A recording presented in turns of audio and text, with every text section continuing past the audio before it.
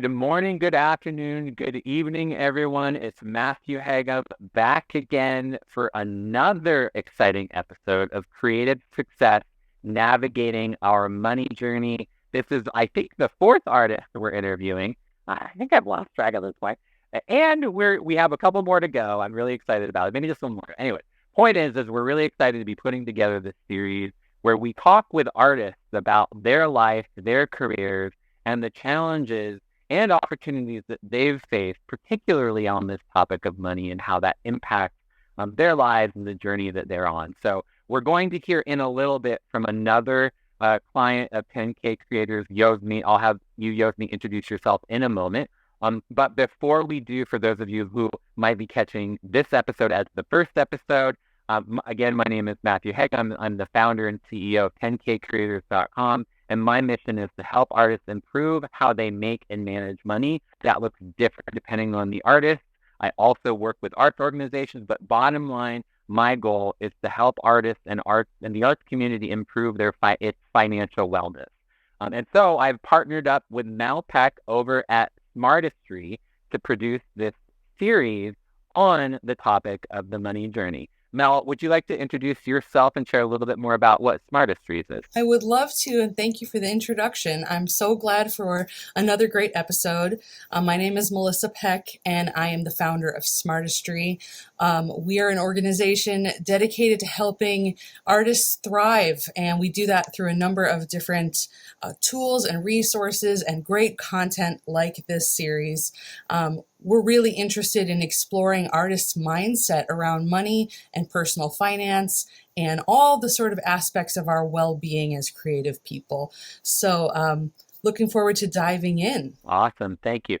So we're going to meet Yozmit. Yozmit is an artist that I've had the opportunity of knowing for many years. We met back in New York City back in the day, which forever, it feels like forever ago. And then recently reconnected when I started 10K Creators. And what I like to do, Yozmit, is like to share like a little snippet about one of the things I appreciate about working with the artists. And so I'm going to share this about you. One of the things that I really appreciate about Yozmit and our journey together is that Yozmit has a particular awareness and sense of her spirituality and her connectedness to something bigger, and also the impact that she wants her work to have on the world. And I think it's really, I mean, she is in fact a priestess, which I'll have, maybe you can share a little bit about that as well. But I really love the fact that because of your connection to spirituality and your awareness of impact, that the money piece of it is not about, I mean, yes, we want to pay our bills. We want to make sure that we have enough cash flow. We want to, pay other artists that we work with, because I know that you hired other artists, and that's been part of our experience of, what does that look like to have contracts and to be engaged in that kind of a transaction. But it's not about the money. I think for me, what it feels like is like the money is a tool of the earth that we're playing with in this bigger cosmic thing that you're creating through your art making, living on this planet in this sort of iteration as a creator. And so, and so I guess, and I see your hat, it says Catch, and you've got your crown on. So she is ready to go. I love it. So why don't we start off with maybe an introduction? Why don't you just tell our listeners, like, who are you and what are you working on right now? And let's just kind of see where that takes us as we get to know you as an artist. Okay? So over to you, Yozmit. Yeah, hi. Wow. Thank you for the introduction, and it's so lovely to meet you, Melissa. And thank you for inviting me. I'm very happy to be here and talk about this subject, which has a lot of depth and interesting stuff in it, and especially coming from from an artist and talking about money. That's kind of conflicting, but that's kind of what I'm trying to balance and also find inspiration these days about how to work with this energy called money. So I am a singer-songwriter and performance artist and a costume designer, and I also call myself like a frequency agent, so healer and educator. And yeah, and that's what I do. And I'm working. Actually, I've been working on this like performance art campaign called Do You, which is about doing you. It's about being fully you using art and self-expression as a tool of transformation and healing. And Do You is my artistic mantra to shift power from external conformity to internal realization. So it's about finding balance and finding balance between also money and creativity and finding balance between male and female because big part of my work is like gender because I have the gender and identity has been the most painful most suffering subject in my life, but I transcended that energy into the materials for my art because we live in this world where the masculine energy and feminine energy is very, very manipulated at the moment, and there's a huge imbalance, which is also creating this energy called money, really, in a way, manipulated, in this finance market, and just just living as a human, it became more of a, like a control mechanism rather than the energy exchange. Because when I think about money, it's about energy exchange, and we have this thing called money, but it has a lot of like negative connotation about this imbalance of power dynamic in it. So what I'm trying to do as an artist to kind of tap into the source of that problem. So how can we find balance between giving and receiving, between masculine energy and feminine energy, using art as a tool. So I think money has a big important part of it because creativity is about power and money is about power. If there's no money, if I can't buy material, everything just stays in my head, right? And nothing gets manifested or created in physical world, right? So that's what I realized like lately, how important the money is and how important for me to keep creating. I need money. I need capital, you know but I have to work under this situation of like this really extreme capitalism that's not just very favorable for people like me. It only serves people who has a lot of money and people who's the top of the food chain. So my work as an artist to kind of like, okay, let's transform that hierarchy into something more parallel and more community driven and more balanced. In terms of energy exchange, how can we create the win-win situation in this energy exchange? You know, so I think that has a lot to do with me. Yeah. Yeah, thank you, Yozmit. So that I think that gives us a really good perspective on sort of where you're at now in your relationship with money and what it means to you from a spiritual context or energetic context. And because I've had the chance to work with you, I know that the context that you've worked inside of has not always been in alignment with that. Meaning that the parties that you've been employed by, there's been some challenging environments. There's been some things that you've had to overcome working inside of the capitalist system, both in this country and where you're from originally. So, can you maybe give us a little bit of the story of like, how did you become an artist and what brought you to this point so we understand the narrative that developed along the way? Oh, wow. So I'm an immigrant. I came from Korea, 1989, and I come from a kind of like, middle class, like lower middle class. So money was always an issue growing up. We never had enough. And a lot of scarcity mindset, built around my, identity and also my cultural identity and also, in my family. So it's, well, I always see money and abundance as something lacking, you know. But let me tell you this. How many percentage of the people on earth really have the abundance mindset? We all work with the scarcity mindset, because I think that's how the world is running, people only the like I said, only the top few percent, 1% have 90% of the wealth, so later on in my, I realized I don't feel bad about me not having money. But right now my attitude has changed, because how can I get more money in this oppressive system? How can I be a successful artist, financially successful artist in this oppressive system, which is really, really difficult. It's almost impossible. But I'm trying to use my creativity to reverse that karma around money in human consciousness, and I want to make a success. So I know it works, so money and this concept of abundance has been always like, it's just based on like this scarcity mindset and lack, and I'm trying to change that. How? Using spirituality, because money, if you're just stuck in material world, we cannot understand the spirituality. But if you understand the spirituality, we can work with the material, which is within the realm of spirituality, but not vice versa.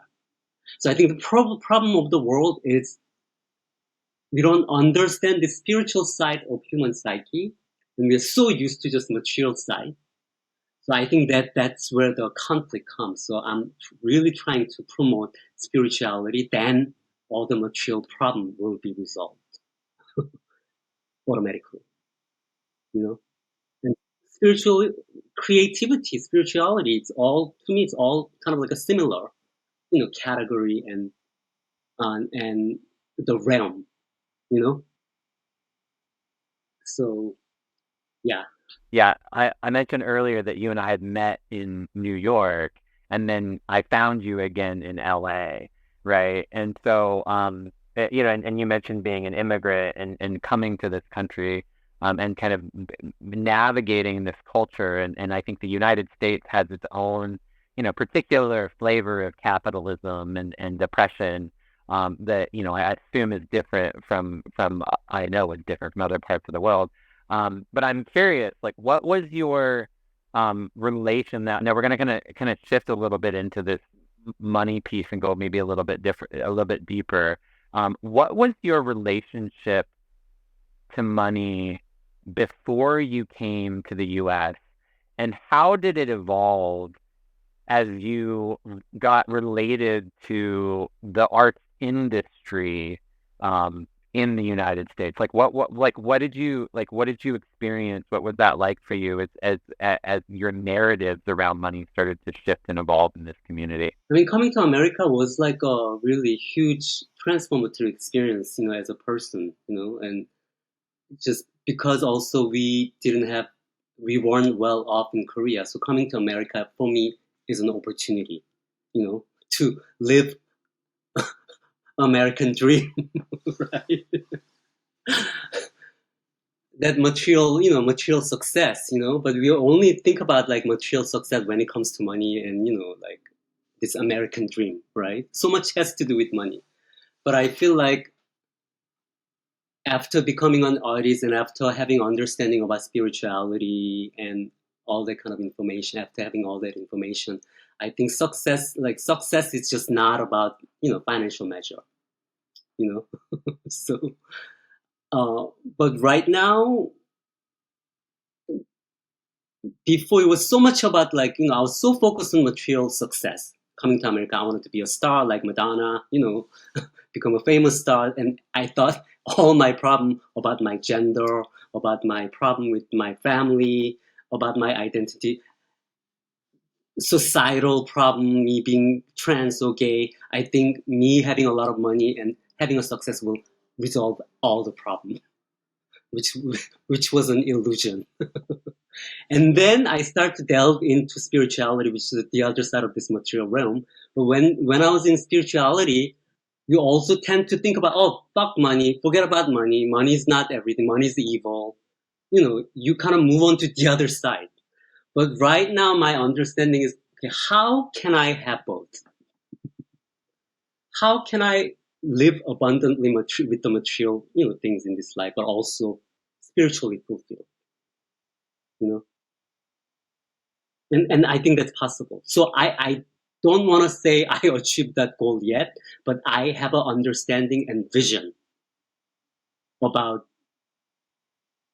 spiritually evolved and also being materialistically um, abundant Will you share society. that? Will you share what the vision, what would it look like for you if there was harmony? I think harmony is already there. I think there's so much material and money in the world that can feed everyone in this world, and we can all live like a wealthy person, without having to worry about food and when the where the rent is coming next month. But because systemic oppression is so rigid, and we've been running on this like really toxic system, not just the capital, but thousands of years. This imbalance between the masculine and feminine, the imbalance between yin and yang. I feel like the modern day, it's all about this energy of toxic masculine having a toxic codependent relationship with the toxic feminine. I think that's what it became. I think that's why it's so hard for all the people to benefit from, because the system is so, I don't want to blame the system, but it's just how it's been done for such a long time. It's not just the capitalism, it's just the power dynamic of the earth has been manipulated and misguided for such a long time. And we are finally understanding what has been done to humanity, and that energy is kind of like, getting transformed by breaking down to break through. I think that's what's going on in the world right now. Because a lot of this spiritual consciousness, people's consciousness opening up, I think that's changing a lot of physical aspect of money and abundance and, that kind of aspect in earthly plane. That's what I see. Yeah, that's beautiful. Well, and I want to sort of pinpoint two things, maybe three things, because I think it points to sort of how this conversation actually connects to your art making, right? And so part of it, is this piece around, the old system sort of falling apart and really cracking so that new voices can make their way through. And as you talk about it, and as I sort of explain like that, I'm thinking about Effervescent and the project you recently like accomplished some really important things.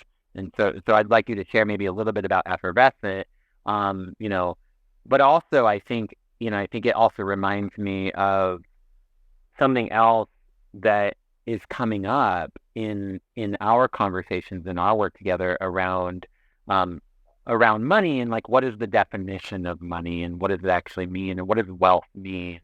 And one of the things that you've expanded is you've accumulated space as part of your stewardship, right? As part of this journey that you're on around, okay, it's not just changing the system, but also when you receive the abundance or the wealth, and that you become responsible for it in a different way than I think maybe toxic masculinity and toxic capitalism wants you to be responsible for it, right? And so I'm curious if you could talk a little bit about Effervescent and just kind of give people sort of some context of what that is, and then maybe talk about this concept of stewardship and how that relates to being responsible for what you are given in abundance. Oh yeah.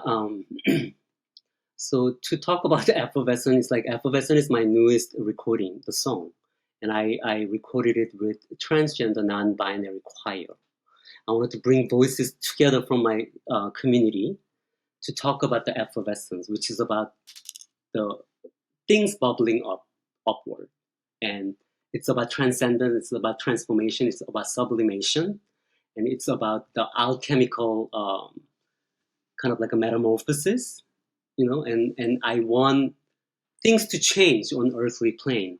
And I want us to, in order for us to go to the higher place, we have to let go of all the low frequency, heavy burden that we don't serve anymore.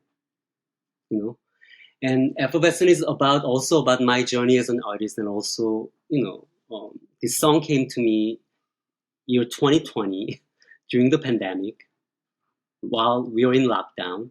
I was swimming in the water, but I felt, and I became 50 years in my life, like 50 years old in year 2020. And I was swimming in the swimming pool, and all my pain and suffering around my identity and all my oppression evaporated under this lockdown. And I felt so free under this lockdown. So it was very, paradoxical, event, but this song came to me. And I wanted to sing, bring voices together. I wanted to sing with a lot of people, which is my trans non-binary community, which is the most oppressed community. And I wanted to bring all these voices together to talk about one human community where there's so much division and so much, separation is getting promoted, So that's my effervescent project. And so effervescent is about things changing, things ascending to the next level, And I think human condition, like completely going into the next paradigm, that includes how we treat each other, how we treat ourselves, how we treat our environment, how we treat our money, Something, the energy around money was so much about how can I advance myself more by abusing you. That's been the energy for last thousands of years,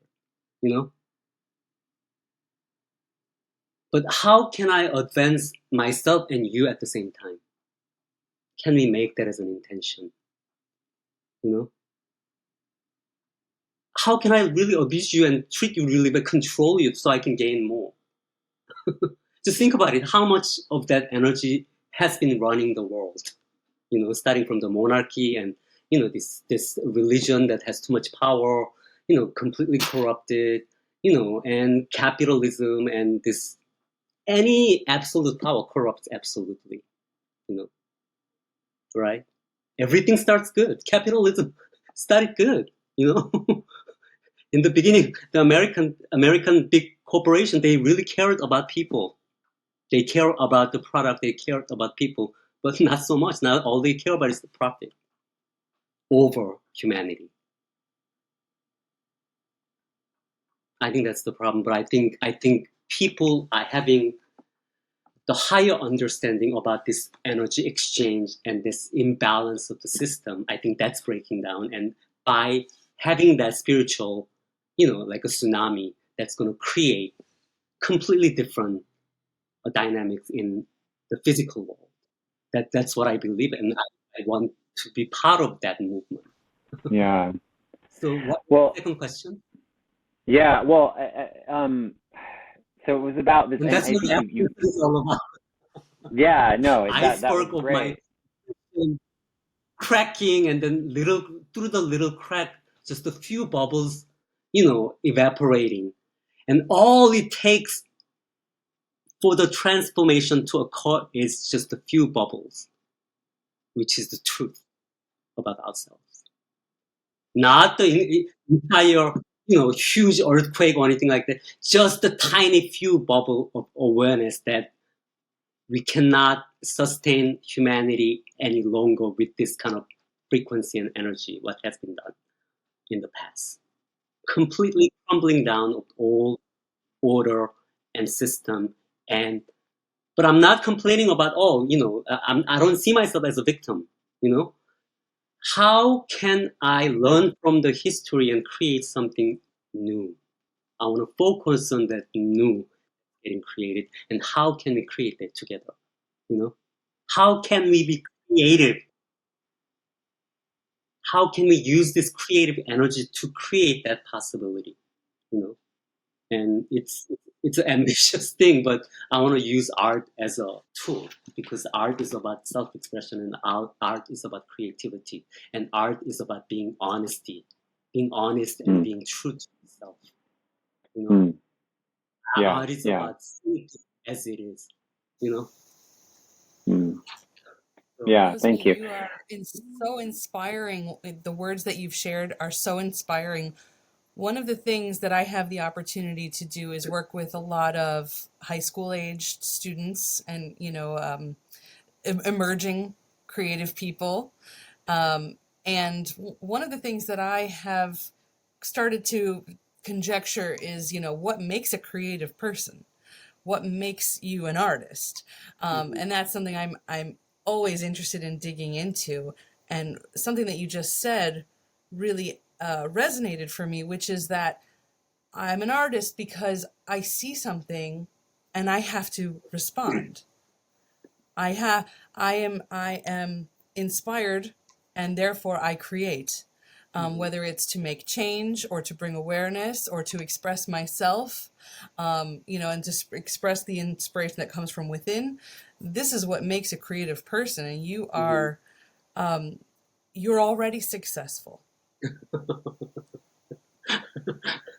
I like to think so. I'm already a star. You are. You're fabulous. You are. Well, I know so, Yozmit. So there you go. So I want. We all are the star seed. We all are the star, and we should all live a star. That's my big campaign. Yeah. Don't try to be a star. Don't try to wanna be a star, then you become a wannabe. Just live a star. Live who you are. That's the big focus of who you are. And so can you just go back to, because I don't want to remind us of one thing that we were kind of talking about, and I think you sort of addressed it in a way, but I want to be explicit about it, which is this idea of stewardship. It's like when you're given money, right, by the universe or through contract or whatever, that there's a responsibility, and whether it's, and it doesn't have to just be money. It could be whether you're given cash, whether you're given or donated resources, whether you're given space, whether you're given the time of other human beings who are volunteering their work, that you, as an artist, having to facilitate that, you have a responsibility that's comparable to being responsible for the earth, right? And so it's like how you treat money and how you treat the earth. There is a correlation to that in my view, and I think you sort of hinted at that. And also, it's about do you, right? I think what one of the things that you're very clear about is that yes, I think we all on this line here want systemic change. We want global change. We want entire systems to be reimagined and reconfigured. Some of them to be taken down completely and built from scratch. And we all also know, I think, that the journey begins with us. It begins with our own personal transformation, our own relationship to who we are and how we show up in the world.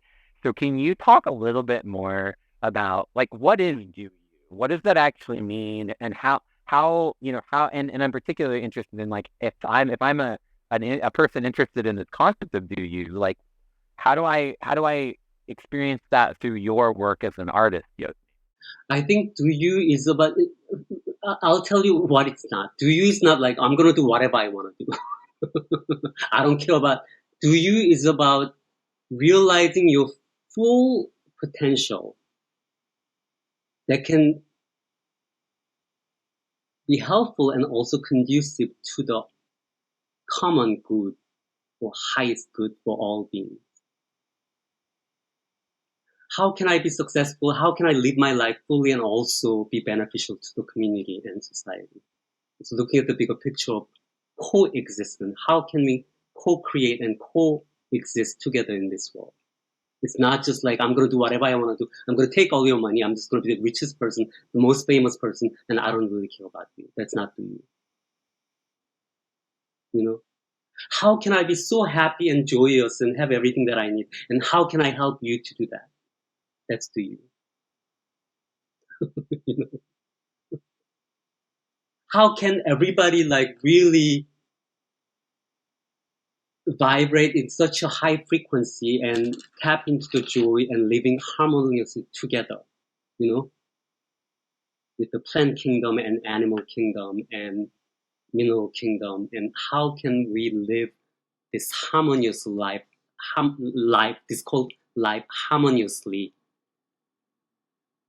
accepting and acknowledging the importance of each individual being and their success and their freedom. Thank you. Yeah, that's clear. Thank you. I appreciate that. So one of the questions that we're You believe it starts from self. It all starts from each individual's transformation and each individual's awakening.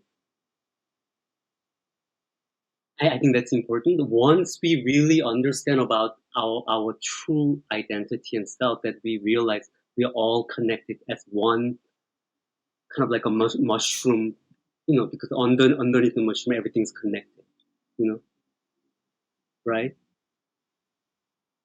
It's one giant thing. It's the one giant web, but it's all individually connected, you know, giant web of life. Thank you. Thank you. So as we come to the back end of our interview, there's a couple more questions I want to ask you. And one of the things that you and I have had the experience of navigating over the last 2 years or so is things like negotiating with the venues about performance fees, coming up with pricing models, navigating issues around budget, and then also like dealing with contracts and legal, like the dynamics of legally binding relationships and sort of the technicalities of what it means to operate inside of the current system, right? And some of these things, you and I can agree, they're not ideal. They're oppressive. There's just a lot of challenges around some of these institutions that we currently have to navigate. And so my question for you is this, right? I do think that we collectively, as artists, as arts organizers, as arts advocates, as arts administrators, as people within the creative sector, we can say these things are no longer acceptable, right? And start to change some of the patterns that we've enforced through our behaviors inside of the creative sector. So my question for you is this: if you could sort of wave a magic wand and change one thing about how the creative sector currently operates, what would be that one thing that you would want to see change? You know, I talked about this balance between logic and feeling, you know, this energy of masculine and feminine, you know, why that balance is so important, you know. And when you think about like artists, like creative person, oh, just like, you know, just free soul, you can do just whatever, you know, whatever you want to do, and, you know, like not really responsible for anything, you know. That's how the society has the concept and perception about the artist, you know. But it's not. When something gets created, it gets created with feminine and masculine, plus and minus, you know, the logic and feeling, which I usually call it, right? I wasn't. I was also always a passion driven. You know, it's like everything's from my heart. Oh, I give everything. You know, I don't need to. You know, get anything back. You know, I don't need to make money. All I care about is like this feeling that I have. You know, for the world, and I'm making a song. I'm creating something beautiful. I was running on that energy, and I realized that's just not it. You know, it's not balanced. I have to think about my business. I have to think about the structure. I have to think about the, you know, plan. I have to think about this logical side of my art. When those two elements are met, the inspiration and the structure, then the creation is amazingly beautiful and powerful. That's my experience. That's why I'm trying to be that balanced place of this yin and yang energy in all creation, you know. So as an artist, I'm not just that responsible on, irresponsible and like, I do whatever I want to do. I don't have to go to work. I can be lazy. From that kind of, like concept of artist. And you talked about the space, right? The space and how can you manage this space, and it's about resource, space and money and everything is just a resource. It's the energy. How can we manage the energy that we have? How can we manage so responsibly and ethically?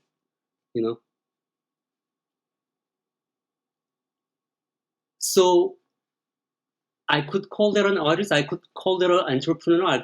I could call that a magician. Somebody who can work with many different kind of this energy on Earth, because living on Earth is about how to manage matters.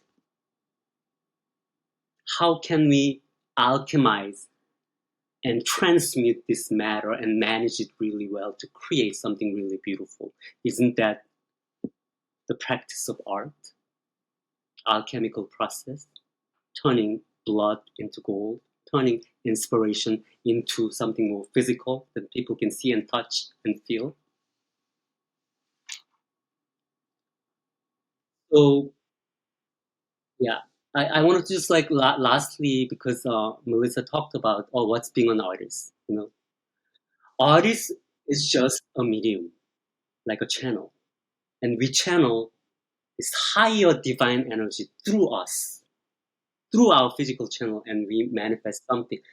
So we are just an agent, But I do believe all human beings have that possibility. Being creative is how to source from the higher energy, which we call divine or God or goddess, or nowadays they call quantum. How do we bring that energy through our channel and create something and then bring it down to the world? The mediumship. Oh, I'm a famous artist. I'm the most famous artist. Of course, we can get stuck in that ego place, but we're just the channel. Letting through energy, that higher frequency of energy, and manipulating that energy and matter into another form. In the physical reality. To me, that's being creative. To me, that's being an artist. Maybe not everybody cannot be an artist, but everybody has a potential to be creative. All the beings, if you're born from mother and a father, if you're born, we are that balance. We are the epitome, and we are the, that balance between this yin and yang, the sacred masculine, sacred feminine. Then we become whole. Yeah, we become whole, and we can transcend our duality into the next level. So this cues us up for our final question before we go into the question of how can people find out more about you, right? And so I have one last question for you. So one of the things that we aspire to do with this series, Creative Success Navigating Our Money Journey, is to light up the path for aspiring artists, young artists, people who are stepping into this journey of embracing themselves as creative and going out there and doing this thing. So if you were sort of standing in front of a room of, let's just say, 150, or let's say 1,000 young people who are just beginning what they consider their artistic careers, like what advice would you give to that room full of young artists? Have the big question. Who is this me, and what do I want to create? What do I want to give to this world?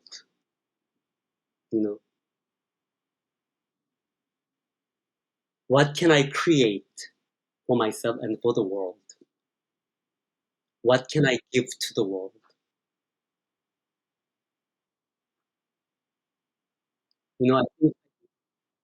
I think that, as I mentioned before, I just wanted to be famous. I want to be successful, so I can have all this money and power.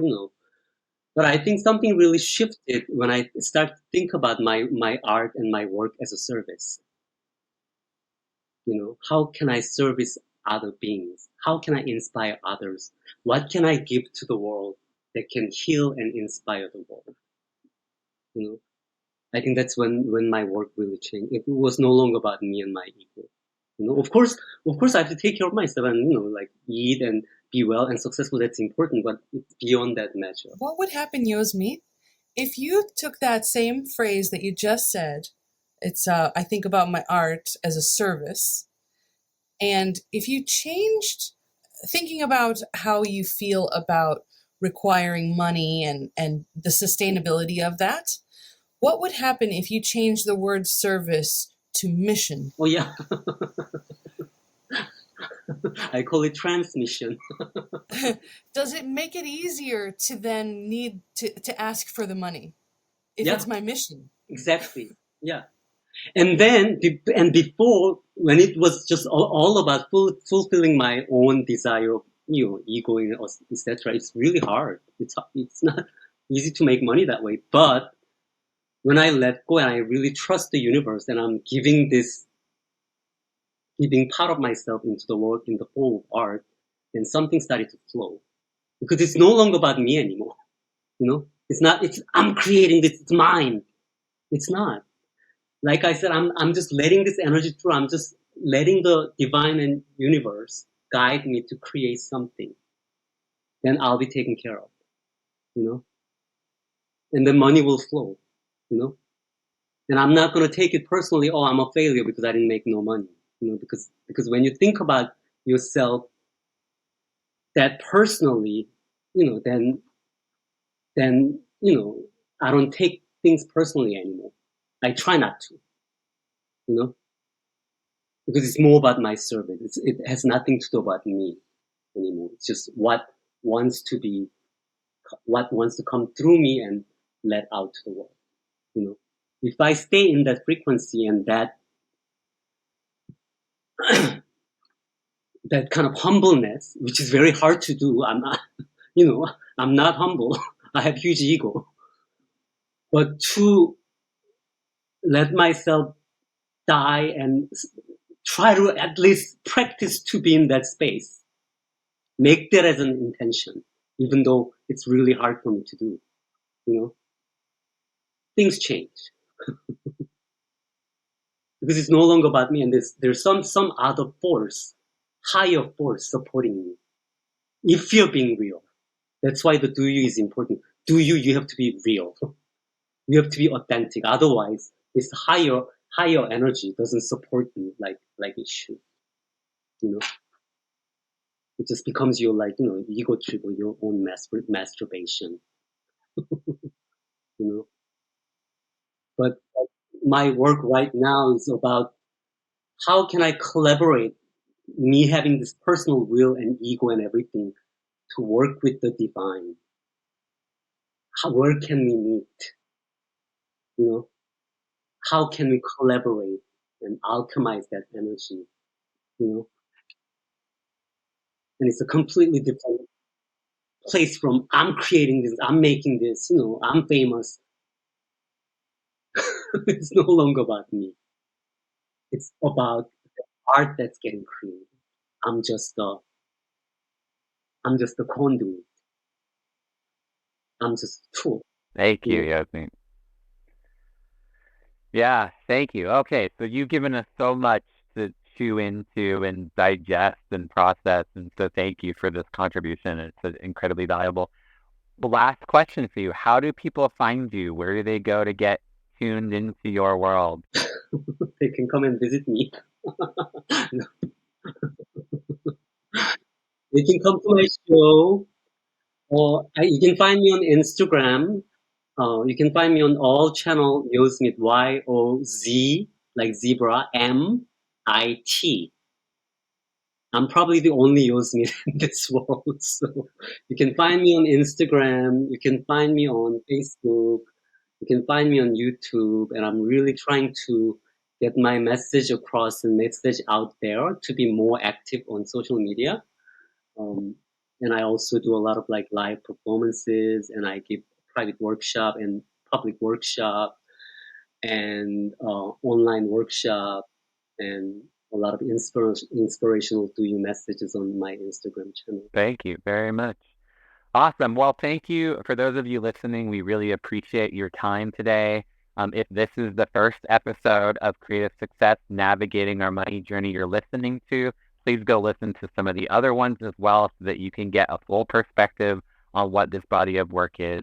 And again, thank you, Mel, for your contribution in holding this space for us to have these important conversations around what it means to be an artist.